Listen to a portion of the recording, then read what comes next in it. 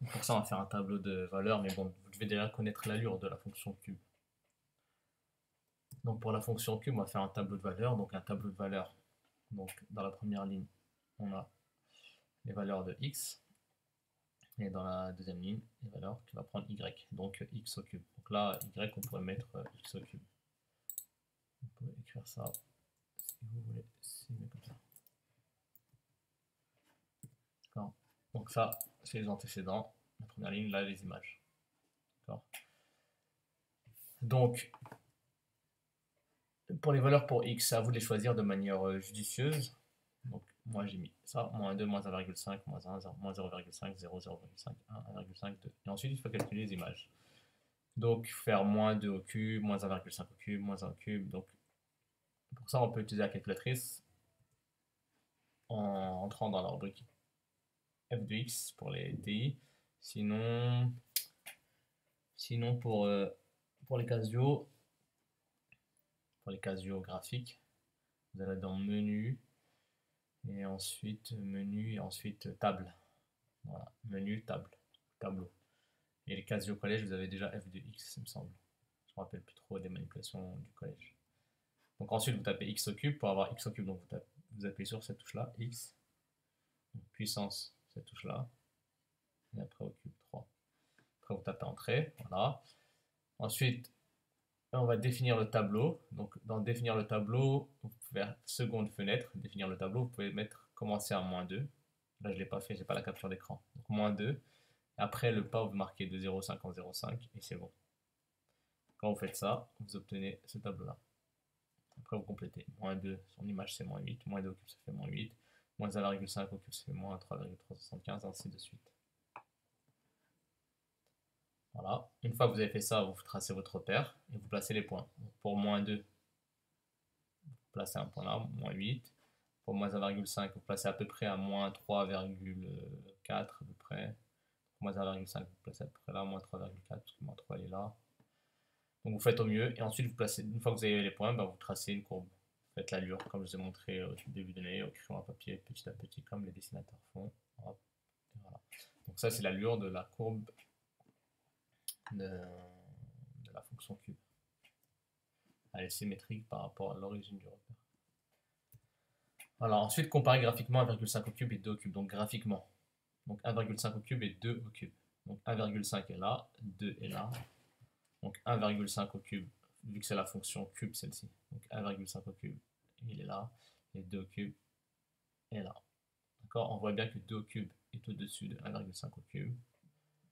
Donc on compare graphiquement, on constate que 1,5 au cube est plus petit que 2 au cube. D'accord, graphiquement. On voit bien que cette valeur-là est plus petite que celle-là. Maintenant, je vais faire la même chose pour moins 1 au cube et moins 1,5 au cube. Donc moins 1, il est là, et moins 1,5 est là. Donc moins 1 au cube, là. Donc là, on voit pas bien le moins, mais là, c'est moins 1 au cube. Peut-être que je l'ai oublié de le mettre. Si je l'avais mis, moins 1 au cube. Donc le moins est là. Donc moins 1 au cube. Et j'ai oublié de mettre les parenthèses.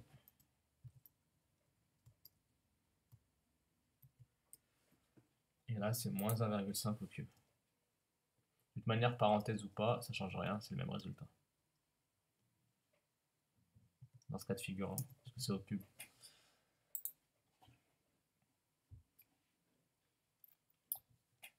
Donc, on voit bien que là, maintenant, qu'est-ce qu'on a? C'est que moins 1, moins 1,5 au cube est inférieur à moins 1 au cube. Et donc, comme j'ai dit, avec les parenthèses, dans ce cas de figure-là, ça ne change rien, mais je vais quand même les mettre.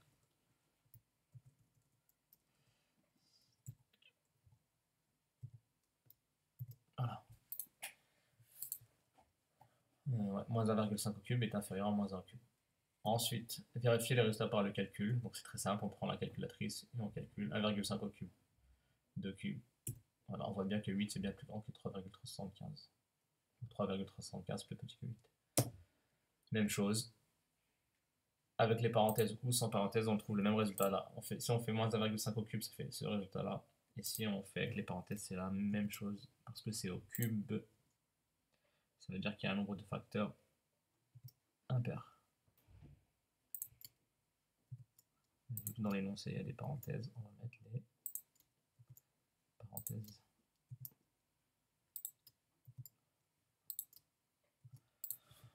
Voilà, donc on trouve ce résultat-là. Ensuite, on trouve ce résultat-là. On voit bien que celui-ci, moins 3,375, est plus petit que moins 1.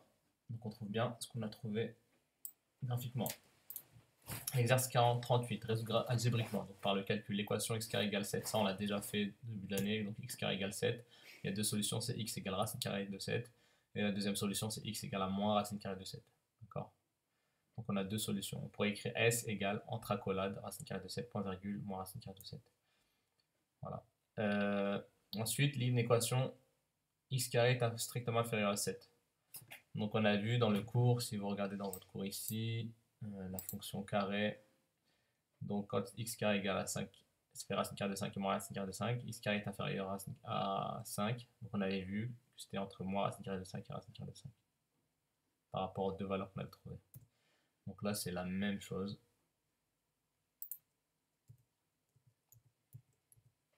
Donc là c'est la même chose, donc la solution, les solutions sera intervalle moins racine carrée de 7, racine carrée de 7. Crochet ouvert, parce que là c'est strictement inférieur. X cube égale à 7. Donc quand vous regardez dans votre leçon, la solution, il n'y a qu'une seule solution, c'est x égale à racine cubique de 7. Si vous ne voulez pas écrire racine cubique de 7, vous marquez 7 puissance 1 tiers. Donc une des deux suffit. Donc là c'est juste pour vous montrer que ça et ça c'est la même chose. Voilà, donc c'est la valeur exacte, ça c'est la valeur exacte, parce que j'ai mis en surbrillance. Donc après on verra si on donne une valeur approchée, ça donne 1,91. Et là je vous ai mis les valeurs approchées pour la question A. Voilà. Et pour l'inéquation x cube strictement supérieure à 7, x cube, la fonction x cube, on l'a vu dans l'exercice précédent, on l'a vu dans le cours, c'est une fonction qui est strictement croissante. Donc forcément, les solutions, c'est tout ce qui est plus petit que cette valeur-là. Pour plus petit, x cube plus petit que 7, strictement inférieur à 7. Donc les solutions, c'est toutes les valeurs qui sont comprises entre moins l'infini et racine cubique de 7. Voilà, on marque la valeur exacte. Ça, c'est la valeur exacte, on ne marque pas ça. Voilà, exercice 68, représenter graphiquement la fonction inverse. Même chose sur cet intervalle-là. Donc pour 0, c'est pas défini. Donc on fait un tableau de valeurs. Donc on choisit judicieusement les valeurs. Donc la fonction inverse, l'expression de son image, c'est ça, hein, la fonction inverse, c'est-à-dire qu'il faut inverser toutes les valeurs qu'on aura choisies. Donc quand on inverse, c'est-à-dire on inverse le numérateur et le dénominateur. Donc l'inverse de moins 4, c'est 1 sur moins 4 ou moins 1 sur 4. Ainsi de suite, d'accord? Voilà. Et donc, après calcul, avec la calculatrice, on fait la même chose que dans le premier exercice. On prend sa calculatrice, on rentre cette expression-là dans f de x égale, ou y égale. Voilà, et après on calcule. On va dans seconde def table, le début du tableau moins 4, et on va de 0,5 en 0,5 ou de 0,25 en 0,25. Voilà. Et après on a les valeurs, on place. Sur le graphique, on place les points. D'accord, à peu près pour moins 4, c'est à peu près à moins 0,25. D'accord, moins 0,25 c'est là.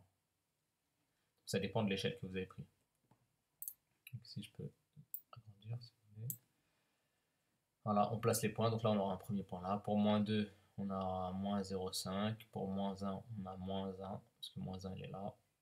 Ainsi de suite. Après, vous placez vos points. Là, ici, dans cette partie-là de la courbe, normalement, vous avez 1, 2, 3, 4, 5, 6. 6 points dans ce que j'ai choisi.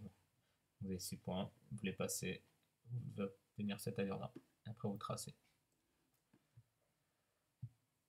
Voilà, donc ça c'est la représentation graphique de la fonction inverse que vous devez connaître. Donc elle est décroissante sur cet intervalle-là, moins l'infini, 0 exclu, et aussi décroissante sur 0 plus l'infini. Elle n'est pas définie en 0. Ça ne coupe pas l'axe des ordonnées. Voilà. Ensuite, la question suivante. Comparer 1 sur moins 2 et 1 sur moins 3. Donc moins 2 il est là, et moins 3 est là. Donc l'inverse de moins 2 c'est 1 sur moins 2. Donc là j'ai mis en bleu les pointillés. Voilà. Moins 2 les pointillés, on le trouve là. Moins 1 demi, c'est là, ici. Et moins 3, c'est moins 1 tiers.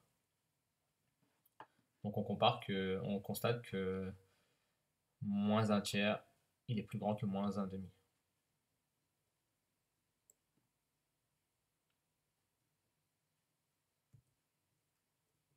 Ensuite, donc ça donne ça.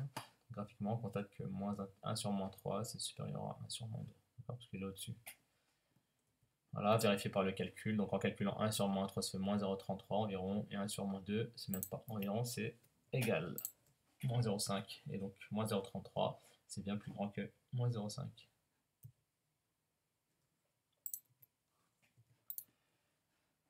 Voilà. Exercice ou question suivante. Question suivante. Représenter graphiquement la fonction carré. Même chose, on fait un tableau de valeurs, on choisit judicieusement les valeurs. Il faut savoir que la fonction carré elle est définie à partir de 0. Donc 0 jusqu'à plus l'infini. Et après on calcule, voilà, on place. Donc là 0 c'est 0, racine carrée de 0 c'est 0, racine carrée de 0,5. Donc là je ne l'ai pas parce que j'ai fait une capture d'écran avant. La racine carrée de 0,5 c'est 0,7 et ainsi de suite. Après on a les résultats. Racine carrée de 1 c'est 1, racine carrée de 1,5, 1,2, etc. Après, on place les points, vous placez les points que vous avez trouvés et vous obtenez cette courbe-là. Vous devez connaître cette allure-là, vous devez savoir la faire à main levée, à peu près. C'est l'allure c'est la représentation graphique de la fonction racine carrée. Vous devez connaître et elle est croissante. Et elle est définie sur l'intervalle 0 plus l'infini. Ensuite, il faut résoudre graphiquement. Donc la même chose, racine carrée de x égale à 1, donc on trace la droite d'équation y égale à 1, la droite rouge là, et il faut regarder à quel moment ça coupe la courbe de racine carrée de x, à quel moment elle coupe la droite y égale à 1. Ici. Et donc on lit les antécédents, c'est x égale à 1. Voilà, graphiquement, la racine carrée de x égale à 1, c'est équivalent x égale à 1. Maintenant, même chose pour y égale à 2. Voilà, voilà, c'est ici. La racine carrée de x égale à 2. Donc, même chose, on trace la droite d'équation y égale à 2 et on voit que ça coupe ici. Il n'y a qu'une seule solution, c'est x égale à 4. Maintenant, les inéquations. Racine carrée de x strictement inférieure à 1. Ça, on l'a déjà vu. On revient à la même chose, la droite de tout à l'heure. Strictement inférieure, à quel moment la courbe elle est strictement en dessous de la droite d'équation y égale à 1. Donc, c'est cette partie-là de la courbe qui est en dessous. Donc, sur quel intervalle? Sur l'intervalle 0, 1. 0, 1. 1 exclu parce que là, c'est strictement inférieur à 1. Et même chose pour racine carrée de x égale à 2. Donc, la droite, on va descendre. On va faire là à peu près là. On peut pas bien se placer. Donc c'est 0,4, c'est ce morceau-là de la courbe qui nous intéresse.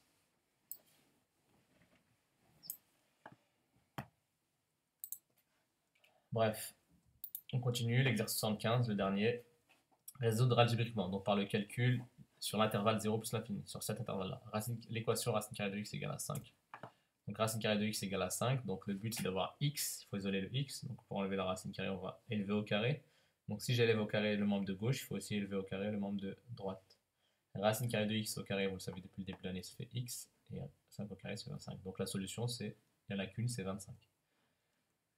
Résoudre une équation racine carrée de x strictement inférieure à 3. Donc on n'utilise pas le graphique, mais on peut le retrouver avec le graphique, mais on va le faire par le calcul.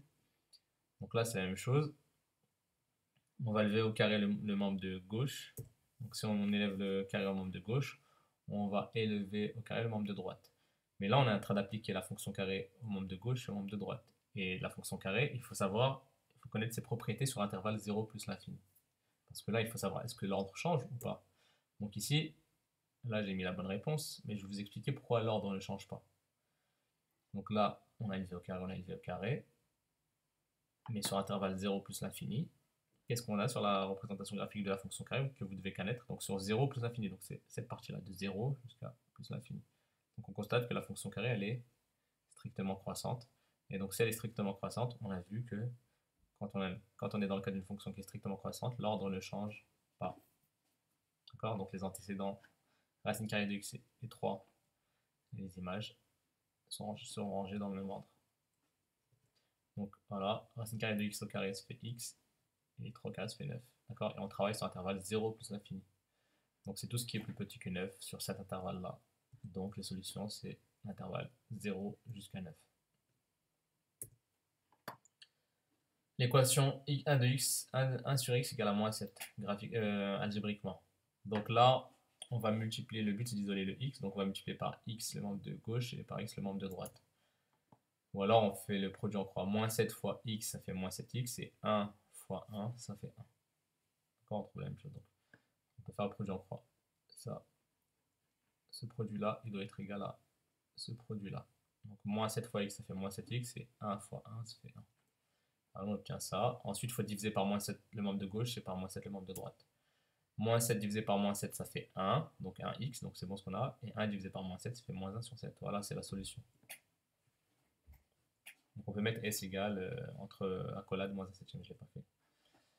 Maintenant, l'inéquation 1 sur x strictement inférieur à 6. Donc on peut utiliser graphique, mais là, on va faire algébriquement.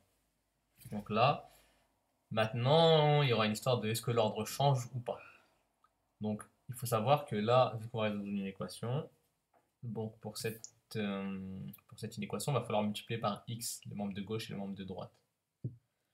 Mais là, le problème, c'est que x, il peut être négatif. Ici, sur l'intervalle moins l'infini 0, il est négatif. Et sur l'intervalle 0 plus l'infini, il est positif.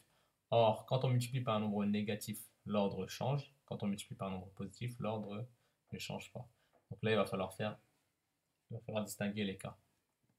Car disons ce sont des cas. Donc là, il faut dire dans le cas où x est positif, le cas où on est ici, et le cas où x il est négatif. Donc on va faire le premier cas. Si x il est positif, on va résoudre cette inéquation-là et on va faire la même chose quand x est négatif. Donc là, on va multiplier par x le membre de gauche et par x le membre de droite. Donc si on multiplie par x le membre de gauche, 1 sur x fois x, ça fait x sur x, et x sur x, ça fait 1. D'accord, je multiplie par x de tête, donc ça fait 1. Et là, il faut multiplier aussi par x6. 6 fois x, ça fait 6x. Mais x, on vient de dire que x est un nombre positif. Donc l'ordre ne va pas changer. Donc l'ordre ne change pas quand on multiplie par un nombre positif. D'accord, donc c'était strictement inférieur, ça reste strictement inférieur entre là et là. Voilà, donc après il faut isoler le x. Pour isoler le x, on va diviser par 6 à gauche et par 6 à droite. Et comme on divise par 6, 6 c'est un nombre positif, l'ordre ne changera pas aussi. Donc ça fait 1 sixième et x. Voilà, donc c'est ça la solution. On va l'écrire par convention, on va écrire la variable à gauche là. Donc x strictement supérieur à 1 sixième. Donc si on s'arrête là, c'est bon. Mais il y a un deuxième cas. Le deuxième cas, c'est quand x il est plus petit que 0, il est négatif. Quand on est ici, quand on se situe ici. Donc quand on se situe ici, quand x il est là-dedans, les solutions elles sont là. Maintenant, quand x il est négatif. Quand x il est négatif, c'est très simple. On pourrait faire la même chose, mais là il est encore plus simple, c'est logique. Si x est négatif, donc 1 divisé par un nombre négatif, c'est forcément plus petit que 6, parce que 1 divisé par un nombre négatif, on va obtenir un nombre négatif. Et un nombre négatif, c'est bien plus petit que 6. Donc pour toutes les valeurs qui sont plus petites que 0, 1 sur x il est plus petit que 6. Donc toutes les valeurs qui sont là-dedans sont solutions. Plus toutes les valeurs qui sont supérieures à 1 sixième, qui sont dans cet intervalle-là. Donc l'ensemble des solutions. Donc tout ce qui est plus petit que 0, tout ce qui est plus petit que 0, oui, c'est solution, puisqu'on aura 1 sur x qui est inférieur à 6. Donc toutes les valeurs, x peut prendre toutes les valeurs qui sont sur l'intervalle moins l'infini 0. Voilà. Et on rajoute union toutes les valeurs qui sont supérieures à 1 sixième. Voilà. Ensuite, ah oui, je voulais vous donner des exercices à faire. Ensuite, vous allez faire... C'était page combien déjà?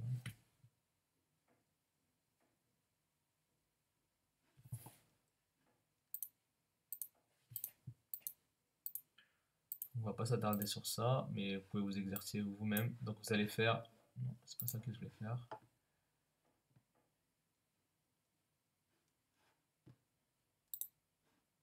Donc page 237, vous allez faire la question 1, 2, 3, 4. 1, 2, 3, 4. Ça, on l'a déjà fait au début de l'année, donc ça sera 6. Faites 1, 2, 3, 4 et 6. Et vous m'envoyez pour vendredi.